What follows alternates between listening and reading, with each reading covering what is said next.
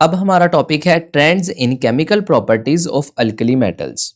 जैसा कि हम इस चैप्टर को एस ब्लॉक एलिमेंट्स को डिस्कस करते आ रहे हैं और इसका एक स्पेसिफिक ग्रुप जो कि पीरियोडिक टेबल में एक्सट्रीम लेफ्ट साइड पे मौजूद है, जिसे हम ग्रुप 1A कहते हैं। इस ग्रुप के सारे मेंबर्स कहलाते हैं अल्कली मेटल्स। अब इन अल्कली मेटल्स का हम पीरियोडिक ट्रेंड डिस्कस करने जा रहे हैं केमिकल प्रॉपर्टीज में, ठीक है। तो हम इस टॉपिक को डिस्कस करने के लिए कुछ हेडिंग्स यहाँ पर लिख लेते हैं। हम सिर्फ इन्हीं पॉइंट्स को डिस्कस करेंगे और हमारा टॉपिक कंप्लीट हो जाएगा। तो देखें हम यहाँ पर क्या करने जा रहे हैं। हम अल्कली मेटल्स की ionisation energy, oxidation state, solubility, reaction with oxygen, reaction with water, reaction with hydrogen, reaction with carbon and nitrogen, reaction with halogens and reaction with sulphur को डिस्कस करेंगे और हमारा टॉपिक कंप्लीटली हमें समझ में आ जाएगा। तो आगे बढ़ते हैं, पहला पॉइंट डिस्कस करते हैं। पहला पॉइंट है हमारे पास आयोनाइजेशन एनर्जी। हमने अल्कली मेटल्स की आयोनाइजेशन एनर्जी देखनी है पीरियोडिक टेबल में किस तरह से होती है। तो देखें हम यहाँ पीरियोडिक टेबल सबसे पहले तो कंस्ट्रक्ट कर लेते हैं और इसमें अपना ग्रुप हाईलाइट कर लेते हैं। अब पीरियोडिक टेबल के अंदर आयोनाइजेशन एनर्जी का ट्रेंड क्या होता है। देखें हम जब एक पीरियड में लेफ्ट टू राइट मूव करते हैं तो हमें पता है कि एटम का साइज डिक्रीज करता है। क्यों डिक्रीज करता है? क्योंकि एटॉमिक नंबर बढ़ जाता है और एटॉमिक नंबर बढ़ने का मतलब है कि एटम के न्यूक्लियस में नंबर ऑफ प्रोटॉन्स बढ़ जाते हैं, यानी कि पॉजिटिव चार्ज बढ़ जाता है। और जब पॉजिटिव चार्ज ज्यादा होगा तो इलेक्ट्रॉन्स को वो ज्यादा स्ट्रॉन्ग फोर्स से अपनी तरफ अट्रैक्ट करेगा, और जब स्ट्रॉन्ग फोर्स से अट्रैक्ट करेगा तो इलेक्ट्रॉन्स को निकालना उतना ही मुश्किल हो जाएगा। और जब इलेक्ट्रॉन्स को निकालना मुश्किल हो जाएगा तो हमें एनर्जी भी ज्यादा प्रोवाइड करनी पड़ेगी इलेक्ट्रॉन को निकालने के लिए। तो हम यही कहेंगे कि आयोनाइजेशन एनर्जी हमें ज्यादा प्रोवाइड करनी पड़ेगी। तो आयोनाइजेशन एनर्जी की वैल्यू इंक्रीज कर रही है। पीरियोडिक टेबल के अंदर जब लेफ्ट टू राइट मूव करेंगे तो आयोनाइजेशन एनर्जी की वैल्यू इंक्रीज करेगी। और चूंकि हमें पता है कि हमारा अल्कली मेटल्स का ग्रुप कहाँ पर लाई करता है, ये एक्सट्रीम लेफ्ट साइड पे लाई करता है, तो इसका मतलब है कि इसकी आयोनाइजेशन एनर्जी सबसे कम होगी। तो हम ये कह सकते हैं कि हमारा अल्कली मेटल्स का पूरा जो ग्रुप है इन सब मेंबर्स की आयोनाइजेशन एनर्जी सबसे कम होगी। और इसी के साथ अगला पॉइंट है हमारा ऑक्सीडेशन स्टेट। अब इसे ऑक्सीडेशन स्टेट कह लें या फिर एलिमेंट की वैलेंसी कह लें या ऑक्सीडेशन नंबर कह लें, ठीक है, तीनों का मतलब एक ही है। तो अगर हम वैलेंसी कह के इसको आगे डिस्कस करते हैं तो ये जरा ज्यादा आसान हो जाता है। तो ऑक्सीडेशन स्टेट को या वैलेंसी को समझने के लिए अब हम अपने मेंबर्स का, अपने ग्रुप के सारे मेंबर्स का यहाँ पर स्ट्रक्चर ड्रॉ कर लेते हैं। अब स्ट्रक्चर ड्रॉ करने के बाद हम देखते हैं कि इनके वैलेंस शेल में कितने इलेक्ट्रॉन है। हमें दिख रहा है कि सबके वैलेंस शेल में एक एक ही इलेक्ट्रॉन है।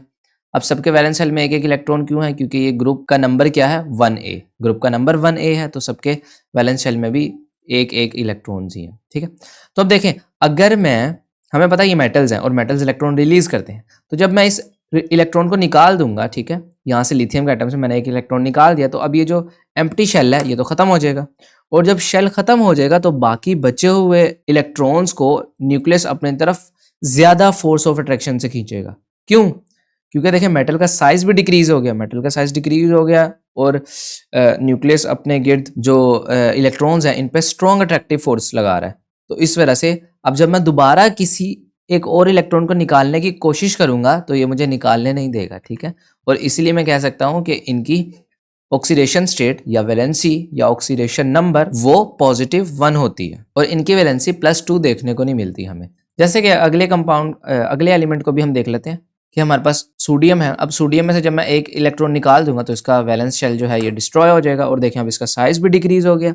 साइज डिक्रीज हो जाएगा तो इलेक्ट्रॉन्स पर फोर्स ऑफ अट्रैक्शन बढ़ जाएगी और उनको निकालना उतना ही मुश्किल होगा। तो इस वजह से सोडियम भी +1 ही शो करता है। इसी तरह से पोटेशियम में भी एक इलेक्ट्रॉन निकलने पर वैलेंस शेल डिस्ट्रॉय हो जाएगा और इसकी भी ऑक्सीडेशन स्टेट या ऑक्सीडेशन नंबर या वैलेंसी इसको हम +1 कहेंगे। और इसके अलावा जैसे कि हम पहले भी डिस्कस कर चुके हैं, ग्रुप 1A है, इसके सारे मेंबर्स की बात कर रहे हैं तो इसी वजह से इनकी वैलेंसी भी 1 ही होगी। इस तरह से ग्रुप 2A की बात करेंगे तो उन सबकी वैलेंसी भी 2 होगी, ठीक है। 3A की बात करेंगे तो उनकी वैलेंसी भी 3 होगी। तो ये हमारे पास इस तरह से इनका ट्रेंड यहाँ शो होता है। अब जो नेक्स्ट पॉइंट हम डिस्कस करने जा रहे हैं वो है सॉल्युबिलिटी। सॉल्युबिलिटी का क्या मतलब है? किसी भी एलिमेंट का या हम कह सकते हैं किसी भी सोल्यूट का, ठीक है, किसी भी सोल्यूट का सोल्यूशन के अंदर डिसॉल्व होना, किसी सॉल्यूशन के अंदर या किसी भी सॉल्वेंट के अंदर डिसॉल्व होना, उसे हम कहते हैं इसकी सॉल्युबिलिटी है। अब अल्कली मेटल्स की सॉल्युबिलिटी कैसी होती है? अब अल्कली मेटल्स रैपिडली सोल्यूबल हो जाते हैं वाटर के अंदर, ठीक है, या दूसरे ऑर्गेनिक सॉल्वेंट्स के अंदर। कैसे? ये देखें, ये हमारे पास अल्कली मेटल का ग्रुप है, ठीक है, ग्रुप 1A। अब हमें पता है कि इनका साइज सबसे ज्यादा होता है क्योंकि हम प्रीवियसली डिस्कस कर चुके हैं कि फ्रॉम लेफ्ट टू राइट एक ग्रुप के अंदर साइज डिक्रीज करता है। तो जो मोस्ट यानी कि एक्सट्रीम लेफ्ट साइड पे होगा तो उसका साइज तो सबसे ज़्यादा ही होगा, तो इसका साइज सबसे ज़्यादा है, इसी वजह से इसकी सोल्युबिलिटी भी सबसे ज़्यादा है। क्यों सोल्युबिलिटी सबसे ज़्यादा है, देखें यहाँ पर हमारे पास कुछ एटम्स हैं, ठीक है। अब इनकी सोल्युबिलिटी ज़्यादा क्यों है, क्योंकि देखें इनका साइज बहुत बड़ा हो गया, और जब साइज बड़ा हो जाता है तो इनके दरमियान फोर्स ऑफ अट्रैक्शन वीक हो जाती है, और जब वीक फोर्सेस ऑफ अट्रैक्शन हो जाएंगे तो मॉलिक्यूल्स किसी सॉल्वेंट के अंदर जाएंगे या फिर किसी सॉल्यूशन के अंदर जाएंगे, और इनकी फोर्स ऑफ अट्रैक्शन जो है, ये वीक फोर्स ऑफ अट्रैक्शन है, तो ये टूट जाएगी और मॉलिक्यूल्स अलग अलग हो जाएंगे। तो हम क्या कहेंगे, हम कहेंगे ये जो हमारा सोल्यूट था, हमारे केस में जो ये बड़े मॉलिक्यूल्स थे, ये सब डिसॉल्व हो गए हैं किसी भी सॉल्वेंट में या किसी भी सॉल्यूशन में। और अगर इसके बरक्स देखें, हमारे पास यहाँ स्ट्रॉन्ग फोर्सेस किस में होती हैं, जो जितना ही छोटा एटम का साइज होता है उसके दरमियान उतनी ही फोर्सेस ऑफ अट्रैक्शन ज्यादा होती हैं, और जब फोर्सेस ऑफ अट्रैक्शन ज्यादा होंगी तो उन एटम्स को अलग अलग करना भी मुश्किल होगा, जब अलग अलग करना मुश्किल होगा तो उनको सोल्यूबल करना भी मुश्किल होगा, इसी वजह से उनकी सोल्यूबिलिटी बहुत कम होगी। आगे बढ़ते हैं स्टूडेंट्स, नेक्स्ट पॉइंट डिस्कस करते हैं जिसका नाम है reaction with oxygen. Reaction with oxygen, ये पॉइंट हम पहले भी डिस्कस करके आ चुके हैं, हमने अपने सेकेंड लास्ट टॉपिक में डिस्कस किया था। उस टॉपिक का नाम था पेक्यूलियर बिहेवियर ऑफ लिथियम, जिसके अंदर हमने लिथियम को रिएक्ट करवाया था ऑक्सीजन के साथ और दूसरे मेंबर्स को भी रिएक्ट करवाया था ऑक्सीजन के साथ। तो यहाँ पर हम एक मरतबा फिर डिस्कस कर लेंगे ताकि हमारे कॉन्सेप्ट्स और अच्छे हो जाएं। तो हम देखते हैं कि जब भी हम इस ग्रुप के किसी भी मेंबर को ऑक्सीजन के साथ रिएक्ट करवाते हैं तो क्या होता है। जब भी हम इसमें से किसी भी एलिमेंट को ऑक्सीजन के साथ रिएक्ट करवाएंगे तो ऑक्साइड्स बनेंगे, यानी कि ऑक्सीजन के ऑक्साइड्स बनेंगे, लेकिन ऑक्साइड्स डिफरेंट तरह के बनेंगे। कैसे, हम देख लेते हैं। सबसे पहले हम लिथियम लेते हैं, ठीक है, सबसे हमारा टॉप पर एलिमेंट है तो हम इसे ही ले लेते हैं। हमने लिया लिथियम और उसके बाद हमने इसको ऑक्सीजन से रिएक्ट करवाया। जैसे ही मैंने इसको ऑक्सीजन से रिएक्ट करवाया तो इसने प्रोडक्ट में लिथियम ऑक्साइड्स दिए। तो अब मैंने देखा कि ये लिथियम का ऑक्साइड कौन सा ऑक्साइड है, नॉर्मल ऑक्साइड है, सुपर ऑक्साइड है या पर ऑक्साइड है, ठीक है। इन तीन टाइप्स में से कोई एक ऑक्साइड हो सकता है। तो मैंने क्या किया, मैंने ऑक्सीजन की वैलेंसी या ऑक्सीडेशन स्टेट को देखा कि उसके ऊपर क्या चार्ज आया हुआ है। तो ऑक्सीजन के ऊपर मैंने देखा -2 चार्ज आया हुआ है। तो -2 चार्ज का क्या मतलब है कि ये नॉर्मल ऑक्साइड है, ठीक है। ये पूरा कंपाउंड यानी कि लिथियम के साथ जो लिथियम ऑक्साइड बना हुआ है ये पूरा कंपाउंड नॉर्मल ऑक्साइड है, ठीक है। अब फिर मैंने क्या किया, मैंने सोडियम को पकड़ा, मैंने सोडियम को भी रिएक्ट करवाया ऑक्सीजन के साथ, और जब मैंने ऑक्सीजन के साथ रिएक्ट करवाया तो हमारे पास सोडियम ऑक्साइड बना, और सोडियम ऑक्साइड में मैंने ऑक्सीजन की ऑक्सीडेशन स्टेट देखी या इसकी वैलेंसी देखी, ठीक है। एक ही चीज के दो नाम है। तो अब देखें, जब मैंने वैलेंसी देखी तो मुझे पता चला ऑक्सीजन की वैलेंसी -1 है, जबकि लिथियम के केस में -2 थी, तो इसमें -1 है।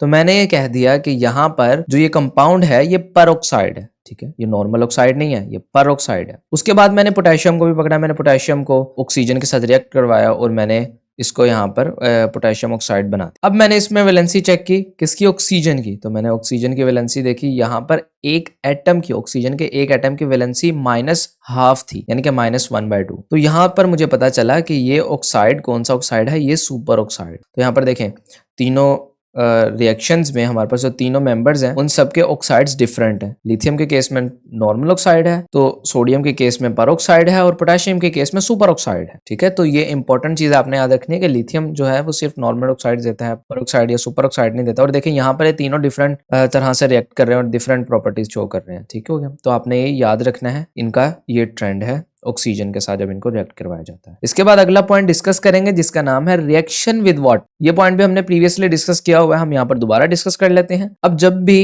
किसी भी अल्कली मेटल को वाटर के साथ रिएक्ट करवाते हैं तो वो बहुत ही रैपिडली रिएक्शन देता है, ठीक है, वो वेलोंटली रिएक्ट कर लेता है, यानी कि इतनी फास्ट रिएक्शन करता है अल्कली मेटल वाटर के साथ कि वो इतना फास्ट रिएक्ट करता है कि वाटर में ही आग लगा देता है, यानी कि इस कदर एक्सोथर्मिक रिएक्शन होता है अल्कली मेटल्स का वाटर के साथ। तो हम देखते हैं, हमने प्रीवियसली डिस्कस किया था कि लिथियम स्लोली रिएक्ट करता है वाटर के साथ, ठीक है, लेकिन ये भी रिएक्ट करता है वाटर के साथ। लेकिन अगर हम बात करें सोडियम की तो सोडियम वाटर के साथ बहुत ज्यादा रिएक्ट करता है और वाटर के अंदर आग भी लगा देता है। इसी के साथ पोटेशियम, रुबिडियम और सीजियम जो है ये तो बहुत ही ज्यादा रिएक्टिव है वाटर के साथ, और ये वाटर को आग लगाने के साथ साथ जो हम इंस्ट्रूमेंट यूज कर रहे होते हैं उसको भी डिस्ट्रॉय कर देते हैं। वाटर का जो भी बीकर हम यूज कर रहे हैं, जो भी ग्लास यूज कर रहे हैं, उस गिलास को भी, उस बीकर को भी ये तोड़ देते हैं, इतने ही पावरफुल इनके रिएक्शंस होते हैं। अब नेक्स्ट पॉइंट डिस्कस करते हैं जिसका नाम है रिएक्शन विद हाइड्रोजन। अब हाइड्रोजन में क्या होता है, तमाम अल्कली मेटल्स हाइड्रोजन के साथ रिएक्ट करते हैं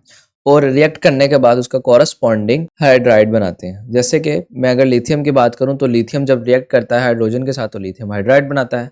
इस तरह से सोडियम हाइड्राइड बनाता है, पोटाशियम हाइड्राइड बनाता है एंड सो ऑन। लेकिन यहाँ पर एक और चीज डिस्कस करते जाते हैं साथ कि लिथियम और सोडियम ये दो ऐसे मेटल्स हैं कि जब इनको हम वाटर के साथ रिएक्ट करवाते हैं तो ये फर्दर रिएक्ट करने के बाद एक तो उसका कॉरस्पॉन्डिंग हाइड्रोक्साइड देते हैं और हाइड्रोजन गैस भी रिलीज करते हैं, और ये गुड सोर्सेज कंसीडर किए जाते हैं हाइड्रोजन गैस के। अब ये हाइड्रोजन गैस का क्या काम है? ये हाइड्रोजन गैस दूसरे कंपाउंड्स को जाके रिड्यूस करती है, यानी कि उनकी रिडक्शन करती है, और उनकी रिडक्शन करने के लिए ये एक अच्छा सोर्स कंसीडर किया जाता है यहाँ पर हाइड्रोजन गैस का बनना। तो यहाँ लिथियम और सोडियम इस तरह भी यूज किए जाते हैं। नेक्स्ट पॉइंट है reaction with carbon and nitrogen. अब ये पॉइंट किस तरह से है, कार्बन और नाइट्रोजन के साथ सिर्फ और सिर्फ हमारा लिथियम ही रिएक्ट करता है और बाकी इस ग्रुप के मेंबर्स ये रिएक्शन नहीं देते हैं। ठीक है, तो ये हमें पढ़ना आसान हो गया। देखें, और लिथियम जब नाइट्रोजन के साथ रिएक्ट करता है तो ये नाइट्राइड बनाता है, और जब कार्बन के साथ रिएक्ट करता है तो ये कार्बाइड बनाता है। तो यहाँ पर हम इनके रिएक्शंस भी देख सकते हैं, जैसे लिथियम ने रिएक्ट किया नाइट्रोजन के साथ